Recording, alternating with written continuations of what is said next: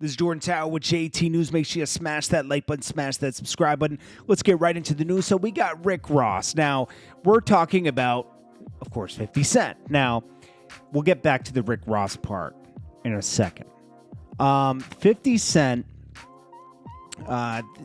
he's had a long issue with Irv Gotti and Ja Rule. And when 50 Cent first started destroying them, they tried to go up to Star in the morning and show some paperwork that 50 Cent got an order of protection. Now, this paperwork's been, under a magnifying glass for a long time. It was proven that precinct didn't exist and it was fake, but Star says it's real because he had it checked by some cops. So, honestly, we don't even know. It's up in the air because, I never checked if that precinct exists or not. I heard that from somewhere else. That could have been put out there by 50 Cent. Who knows? And this is regarding the incident when they all ran in the studio, 50 Cent studio session, and I think it was Black Child. One of them stabbed up 50, poked 50 Cent, and some the engineer. Now, the engineer did get an order of protection, for sure. And we don't know. And the only reason this is coming up is because the Fat Joe paperwork came out recently.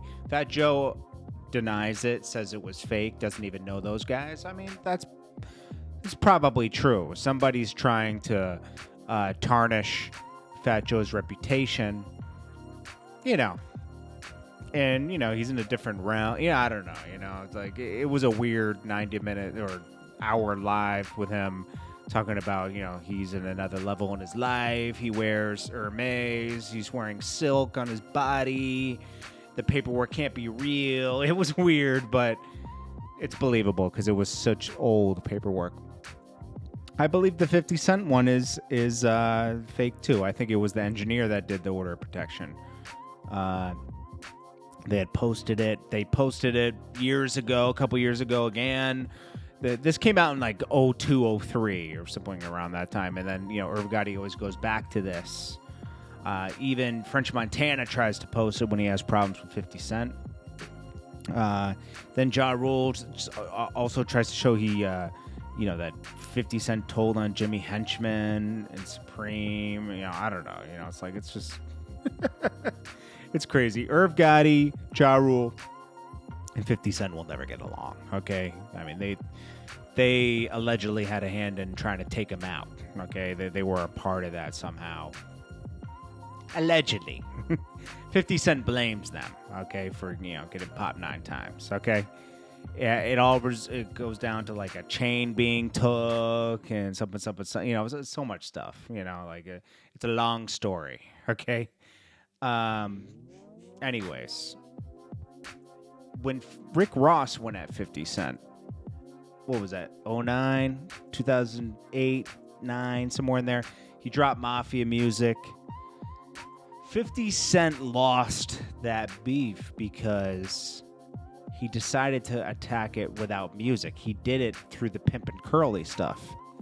And 50 Cent, and this was also around a time when 50 Cent was having problems with Jimmy Iovine at Interscope. They had their issues, and Jimmy Iovine just wasn't messing with 50 Cent anymore. And that's not good when your record label, who's putting your album out, isn't really behind you anymore as they were before. I forget what the issue was over. It eventually came down to headphones, but I don't think that was that year because he released SMS audio or one of those things, and it wasn't. They took it as direct competition to Beats. 50 Cent didn't want to go with Beats. He wanted to go with the SMS. His own. He wanted to do what everybody else was doing. When Russell Simmons and everybody was dropping clothing lines, he dropped the G Unit line. He got into things that rappers got into. He did water instead of liquor. He was getting into things during his career. But this is the one time where Rick Ross was able, and not even by album sales, because 50 Cent still did well on Before I Self-Destruct. He sold 160 the first week. He didn't go platinum, but he did well out the gate. And I think that was his last album with Interscope, if I'm not correct. Maybe there was one more. But, you know, they just weren't behind it, and you could tell the steam was running out. 50 Cent will always be 50 Cent, right? And he's had plenty of big records since then that go under the radar, like records with Kendrick Lamar, records with Chris Brown over the past decade. But, you know, he hasn't really focused on music. He's been more focused on, even around that time, he was more focused on getting into movies. You know, he was in some movies with Robert De Niro, you know, and he was doing different things, you know. So him going the Pimp and Curly route instead of going at Rick Ross with, you know, music. And Rick Ross was coming out with music. He was coming at him with interviews. He was coming at him with like little memes and stuff, like meaning like, you know, they do these little clips that would go on, you know, World Star and everything.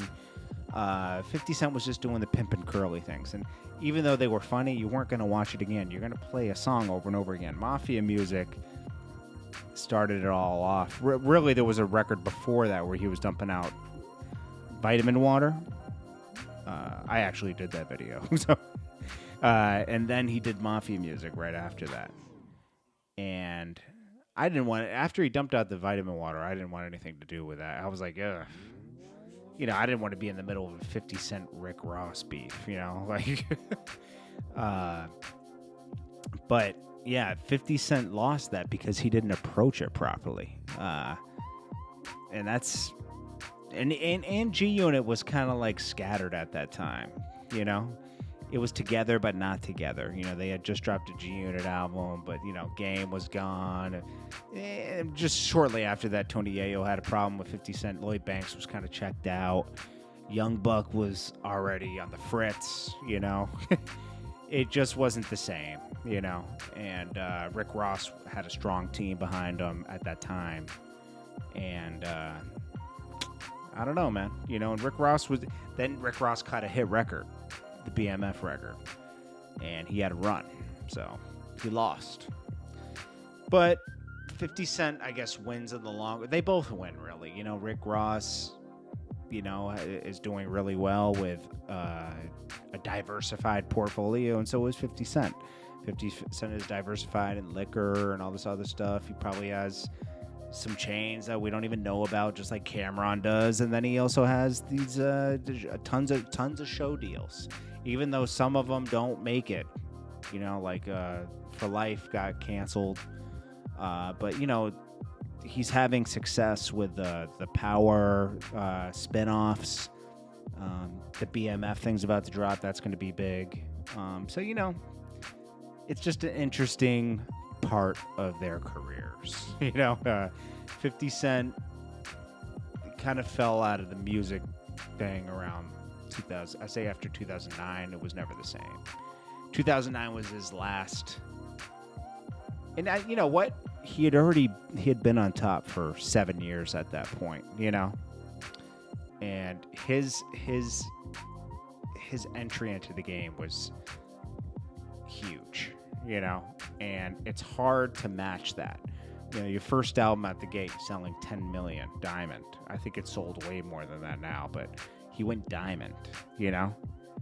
It's hard to match that success year by year. You're going to the first couple, even though the first couple were great, you're gonna have some success, but it's going to be hard to keep matching that. I think the last big selling one was Curtis, where he went up against Kanye in sales, you know? And I think he sold 700,000 the first week. You know, the music game changes. The thing I always commend 50 Cent, he's a great CEO. Before putting out his second album, he made sure Lloyd Banks, Young Buck, and Tony Yayo were all set up with the G Unit album, introduced them so they could all have platinum albums. He made them all millionaires immediately, you know? I always respect that. A lot of artists don't do that. They don't put their artist before their success.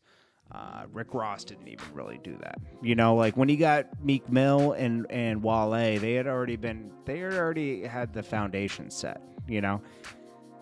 The artists that, you know, Gunplay, Breed and all of them. Yeah, they were part of the Carol. What was it? What are they? Triple C's, right?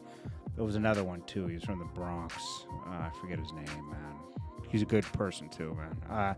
He had a bunch of artists that he couldn't get off the ground. He didn't put them ahead. You know, even though he had a Triple C's album and everything, he wasn't able to do anything until he got like Meek Mill, Wale. That's when he was having the MMG success, and he kind of let everybody else fall by the wayside.